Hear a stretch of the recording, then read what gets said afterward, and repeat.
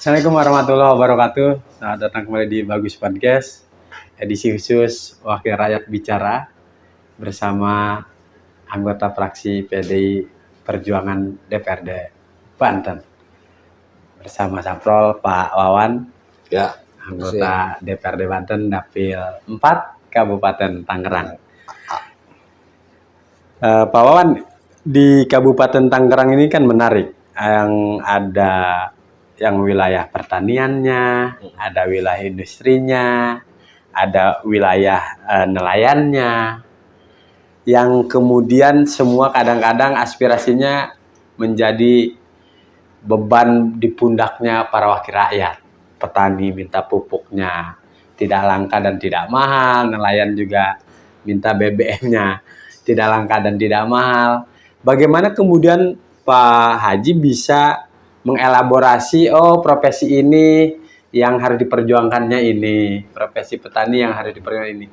Banyak sekali yang kemudian harus diperjuangkan. Bagaimana Pak Haji cara melakukan pendekatan pada masyarakat kita yang profesinya berbeda-beda tuh?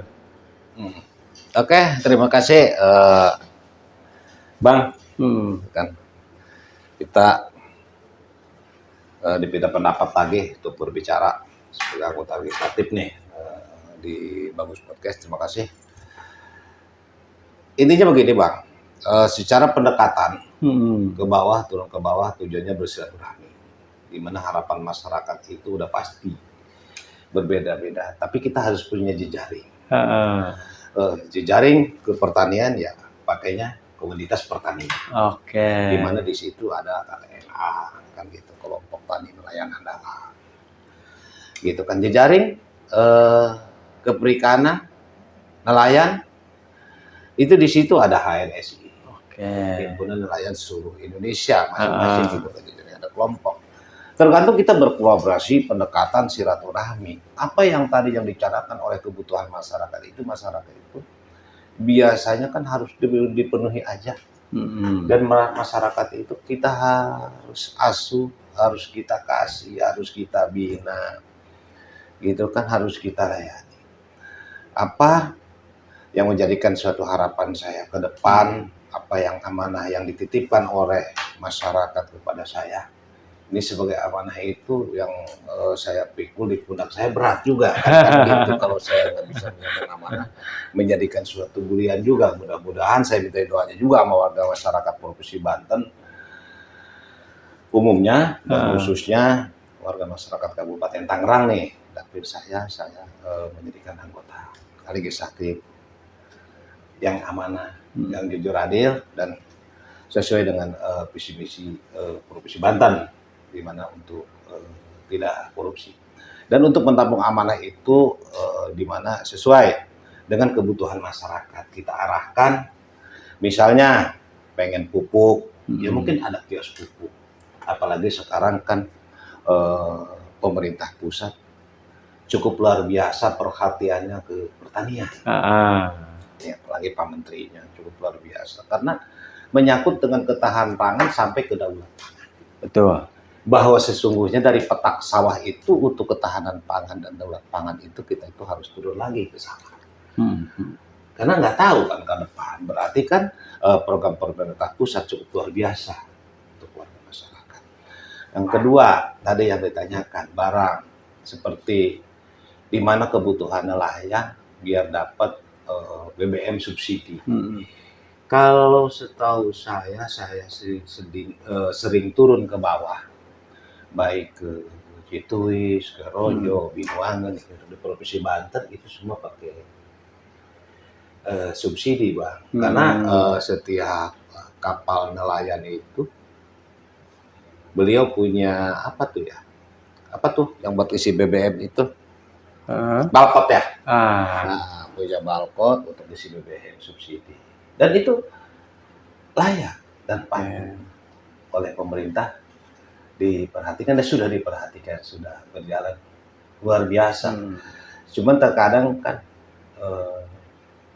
petani yang masih butuh bimbing dan pembinaan aja untuk biar lebih tertib, biar lebih paham aturan-aturannya, yang mana seharusnya para petani nelayan pun, contohnya dia memiliki BPJS gitu kan, punya asuransi, begitu Bang. Oke. Tapi kalau kita lihat sih, kalau dari itu udah perhatian pemerintah cukup luar biasa. Kalau kita pantau ada kekurangan-kekurangan, apalagi baik dari Alsintan, baik dari pertanian, itu semua untuk kebutuhan masyarakat luas dan dinas ketahanan pangan. Oke, artinya kalau untuk memenuhi kebutuhan BBM para nelayan, Pak Haji juga mendukung apa tepat sasarannya BBM subsidi dengan barcode tadi. Iya, udah dilakukan. Dan khusus untuk para petani ini mau saya minta sudut pandang Pak Haji. Kan di satu sisi nih Pak Prabowo dan kabinetnya kemudian ke daerah-daerah lagi kenceng banget kedaulatan pangan. Kabupaten Tangerang, Kabupaten Serang, Lebak Pandeglang menjadi salah satu yang jadi andalan di Provinsi Banten untuk memajukan ketahanan pangan wilayah pertaniannya. Tapi di sisi lain di Kabupaten Tangerang ini, di satu sisi ada semangat untuk memajukan pertaniannya, tapi di sisi lain juga ada banyak relokasi karena industri, pemukiman. Bagaimana agar ini tiap tahun wilayah pertanian kita tidak menyusut, tapi juga tidak bertabrakan dengan semangat investasi yang masuk ke Banten.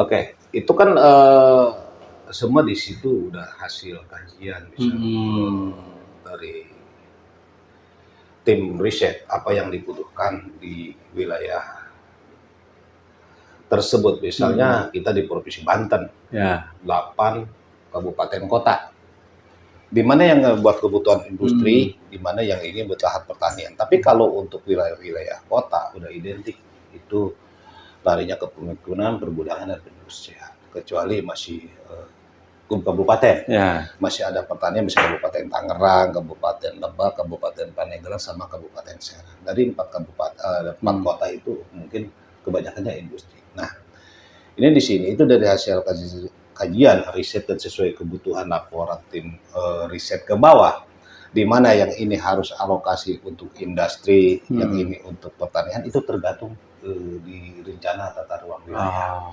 Tapi kelihatannya sih cukup luar biasa untuk di Provinsi Banten. Kalau saya lihat di mana itu industri, ini untuk perumahan sedang, kayaknya tertata dengan baik, Bang.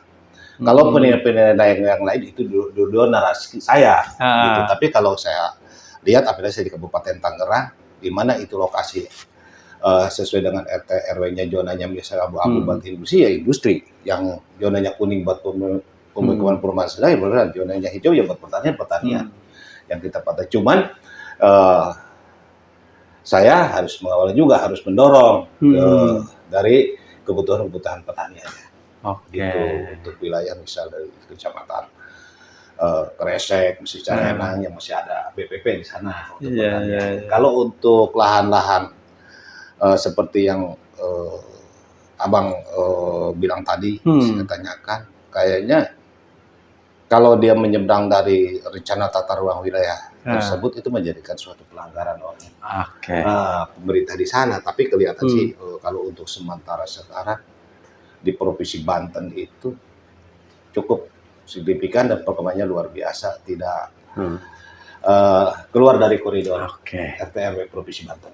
Makanya masyarakat, termasuk kami para jurnalis juga mendorong wakil rakyat pengawasannya luar biasa 24 jam. Karena data dari Dinas Pertanian itu tiap tahun lahan pertanian kita menyusut, Pak. Kemudian aktivis-aktivis lingkungan juga kadang-kadang di lapangan regulasinya sudah ada, tapi penyimpangan selalu terjadi.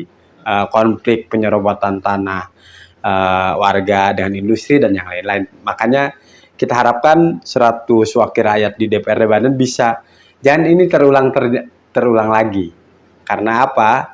Jangan sampai ke depan anak cucu kita di Banten pada bingung untuk menanam karena tidak ada lahan pertaniannya, Pak Haji.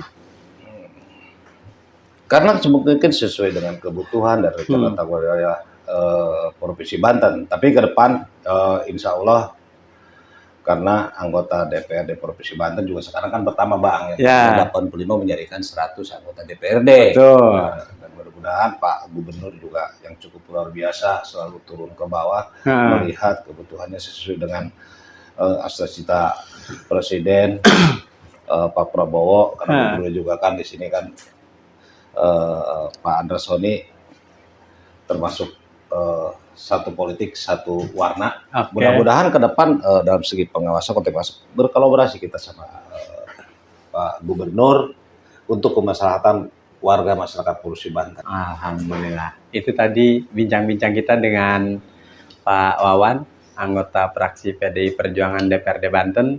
Kita akan ngobrol lagi dengan para wakil rakyat untuk bicara terkait dengan masa depan Banten. Assalamualaikum warahmatullahi wabarakatuh.